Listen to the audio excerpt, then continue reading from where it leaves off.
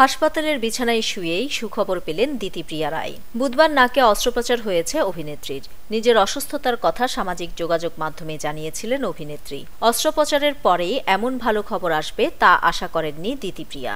March মাস থেকে শুরু হয়েছে ধারাবাহিক চিরদিনই তুমি যে আমার। গত ৮ মাসে এই ধারাবাহিক নিয়ে আলোচনাও হয়েছে বিস্তর। সব মিটিয়ে কাহিনীর গল্প গড়িয়েছে অনেক দূর। দুর্গাপূজা শেষ হওয়ার পরের সপ্তাহেই টিআরপি তালিকায় বড় বদল। প্রথমবার প্রথম স্থানে উঠে এলো এই ধারাবাহিক। ফলে হাসপাতাল থেকে দিতিপ্রিয়ার খুশি দ্বিগুণ হয়ে গিয়েছে। তিনি সামাজিক যোগাযোগ মাধ্যমে লেখেন, অস্ত্রোপচার সফল হয়েছে, আপাতত কিছুদিনের বিশ্রাম, তারপর আবার কাজে ফিরব। সবার প্রার্থনার জন্য ধন্যবাদ। আরও একটা সুখবর রয়েছে, সবার আশীর্বাদের টিআরপি তালিকায় এবারে আমরা প্রথম।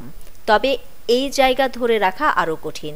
দর্শকের ভালোবাসা ছাড়া এটা সম্ভব হতো না। প্রসঙ্গত, দিতিপ্রিয়ার অস্ত্রোপচার প্রসঙ্গে তার মা জানিয়েছিলেন, অনেকদিন ধরে নাকের হাড়ের সমস্যা হচ্ছিল তার। 2 বছর আগে এই অস্ত্রোপচার হওয়ার কথা ছিল, কিন্তু করা হয়ে ওঠেনি। মাঝে শুটিংয়ের সময় অনেকবার নাক দিয়ে রক্ত বেরোয়।